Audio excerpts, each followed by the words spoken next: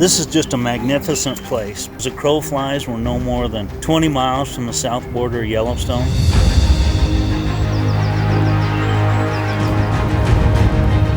It's big, wild country, it's public land, and it's such a great resource.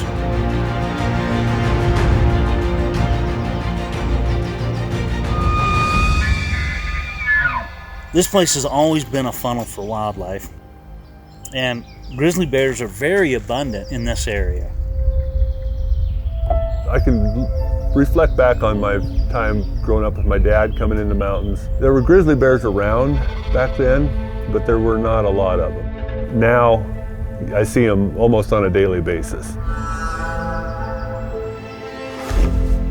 It's pretty apparent there's been a major increase in the number of bears and the distribution of bears across the Yellowstone ecosystem. In the last 30, 40 years, I know I've certainly seen it in the 20 years I've been working for the Forest Service. It means to the people who are out using the national forests, and especially hunters, there's more bears in more places. And so they really have to be thinking about bears and bear safety. You know, with more bears around, you have to be more alert all the time. They have a tremendous sense of smell, so if you're leaving food out or garbage or trash or whatever laying around, they're going to be able to sense that, come in, and if they do get a reward, they'll start associating food with people. The bear boxes are what we use to make sure there's no attractants or any reward for a bear to get in camp. Today we're working to install some brand new bear boxes in some of our high-use public hunting camps. The objective was to come in here and replace some of our old dilapidated bear boxes that have been in here for several decades and replace them with some brand new take-down aluminum bear boxes. And these are a real good stroke for our recreating public to help folks basically to adequately store grizzly bear attractants and minimize conflicts between bears and people. Safari Club International Foundation is an organization for hunters. They do a whole gamut of work to promote hunting and conservation throughout the world.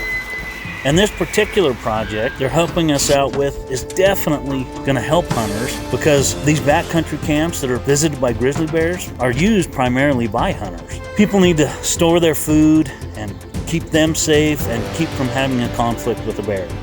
As we've been really successful with implementation of food storage, that had a major reduction in the amount of conflicts we see associated with food, garbage, and animal carcasses at camps in the backcountry.